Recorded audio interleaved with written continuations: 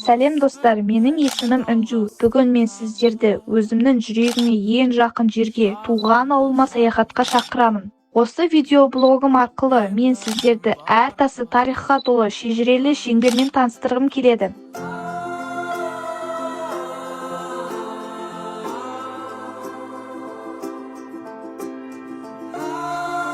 Менің ауылымның аты шағын болғанымен мағынасы терең. Кеңес дәуірінде Шеңбер ауылының маңында қорғасын өндіретін кен орындары, байыту фабрикасы болған. Сол кезеңде бұл аймақ қорғасын өндірумен танылып, ел аузында қорғасын атауы кеңінен тараған. Қазір бұл шахталар өндірістен тоқтағанымен өңір тарихының бір бөлігі. Ән салып құстар шулаған бақта, таң атқан шақ.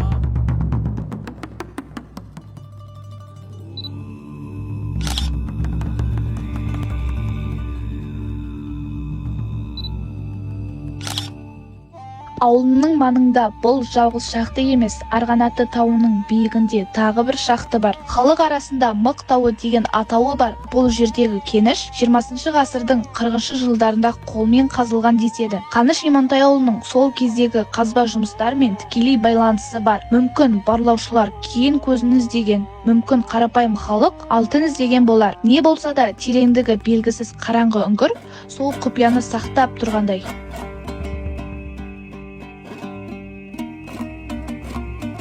Таудан қайтып келе жатқанда түркі дәуіріне тиесілі мәдени мұра балбал тастарға тоқтадық. Бұл тастар әдетте батырларды, ер адамдарды, кейде әйел бейнесінде бейнелейді. Бұл өңірде алғашқыда 50-ге тарта балбал тас табылса, бүгінгі күні өкінішке орай бірен-сараны ғана қалыпты.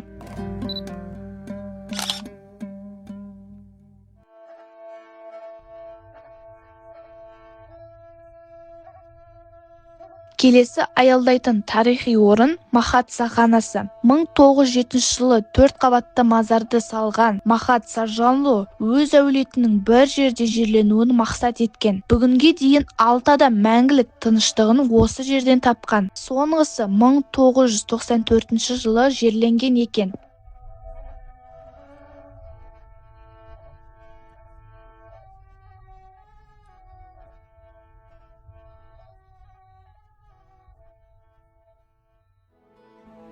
Ауылымыздан 8 шақырым жерде орналасқан 1916 жылғы ұлт азаттық көтерілістің батыры Кейкі мерген үңгірінің алдында тұрмыз.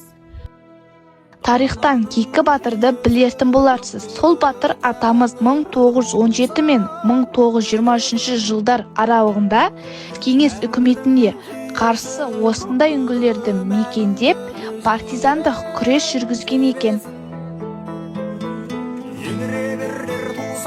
Намыспен менің бозанып, жауларын жайпап жусатып, ай-ай-ай арлан боп, қолда да бұлғырғанып, жақсыдан үнсіз сыртанып, жүзінен жүрір нұр тамып, ай-ай. Семсерін кесіп сертіңді, мүсірін басып өртіңді.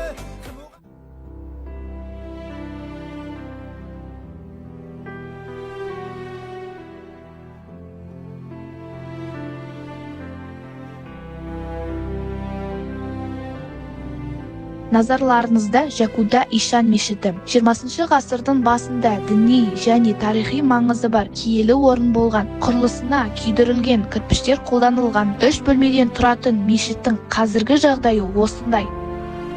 Міне бір қызық. Бұл шұңқыр құбыланың бағытын көрсетіп тұрады. Біз бұл мешіттің жағдайына бей-жай қарамауымыз керек. Қирап бітпей тұрып, оның тарихи құндылығын анықтап қалпына келтіру жұмыстарын бастау қажет. Тарихқа бойлағаннан кейін ендігі кезекте сіздерге геологияны тіпті беймәлім ғалымшардың туындысымен зерттеудер едім. Алдын ала айта кетейін, бұндағы бояу палитрасы тек қана ақ түспен шектелмейді. Жердегі Марс атанып кеткен ақжар тауларына немесе айтылып кеткен тарихи орындарды көргіңіз келсе, Шеңберге келіңіз. Біз сіздерді қуана қарсы аламыз.